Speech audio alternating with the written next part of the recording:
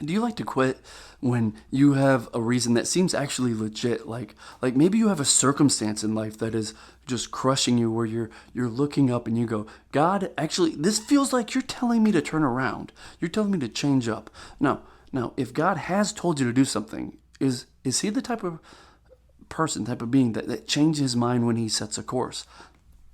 That's a question to ask. And one thing I do know is that in Galatians 6, chapter 6, verse 9, it says, "And let us not grow weary of doing good, for in due season we will reap if we do not give up."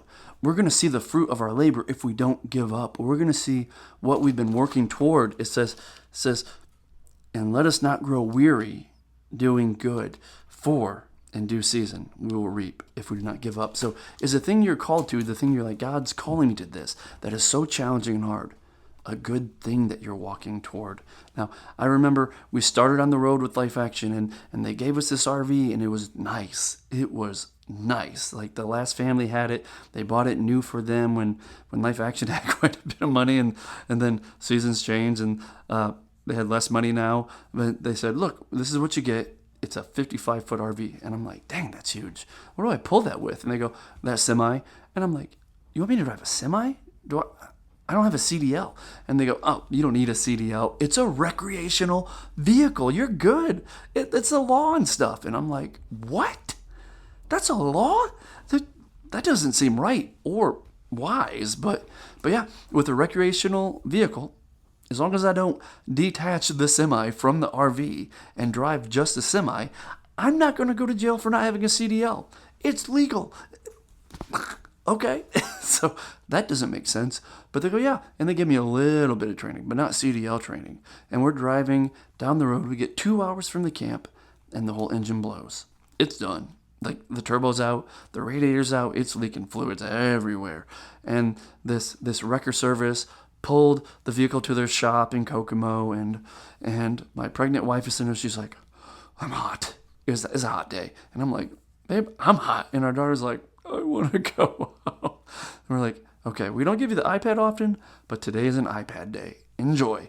Like, enjoy that thing. Watch all the videos you want. So we were just sitting there waiting for someone to come pick us up. And then we're at the camp. We miss our first event, right? And it's rough because we're like, God, maybe this is you telling us not to do this. Like, could that be a thing? And then Heather looks at me and she goes, it's hard, but God called us to it. We have to do it. And I'm like, I know.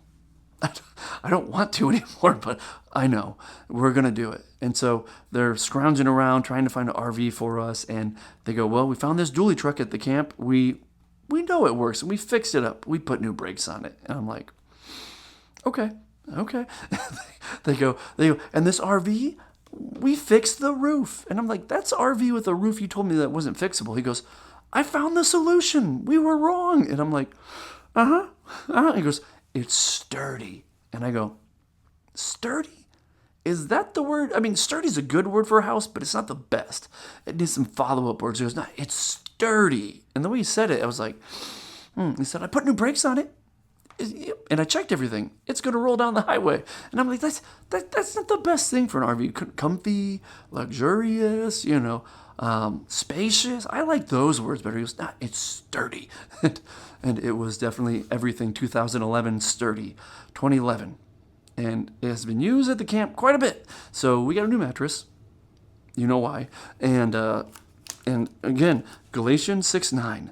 And let us not grow weary of doing good. I'm like, Lord, you're calling us this. It's going to be good. We're going to serve these churches for revival. It's going to be beautiful. And it says, in due season, we will reap if we do not give up.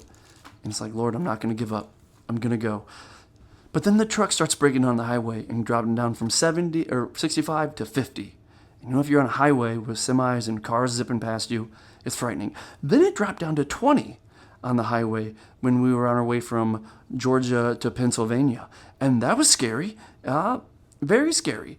And then we restarted it, got it back up, and it wasn't a fluid problem. We didn't know. It was a mystery. And we're just like, what do we do? But we kept experiencing people helping us fix it, helping us look at it. All these people at these churches that were just like, look, we know diesel vehicles, let us help you. And then the truck got fixed the fall semester. And then the spring semester, we had our new baby. We're still traveling in the same RV. They said, we don't have a new one for you yet. Sorry. I'm like, okay. And then they're like, we can't renovate this one either. We don't have time in the little break that you have. So here's what we're going to do. You're just going to stay in it. And I'm like, okay. When I would pray and I was wearing just regular shorts, I would have to wear sweatpants and not just shorts because my legs would itch from touching the carpet. Okay. It was that old and that bad. They're refurbishing it now, right here, right now at the camp, but all good. I'll do a walkthrough soon. But we keep going, and then the RV starts breaking. It starts breaking every week. New problems, new issues, and this just feels like a bad country song by now. But we keep going. Okay. And let us not grow weary of doing good, just like Galatians 6:9 says. Let us not grow weary of doing good, for in due season we will reap if we do not give up. Fruit is gonna be blooming. We're gonna bear fruit from this if we don't give up. So don't grow weary. Don't grow weary in what you're called to. Don't grow weary when it gets hard. Don't grow weary and want to quit just because there's huge challenges to surpass. There's huge issues to figure out. There's things that are beyond you, because guess what? God says through the inspiration of the Holy Spirit, as Paul writes this verse, and Paul went through a lot. He was beaten, he was shipwrecked, he was betrayed, he was stoned with stones, he was whipped. A lot of bad things happened to Paul as he preached the gospel. My story pales in comparison to what happened to Paul. But again, Paul, who went through all that, wrote, and let us not grow weary of doing good, for in due season we will reap if we do not give up. And it says, so then, as we have opportunity, let us do good to everyone, and especially to those who are in the household of faith.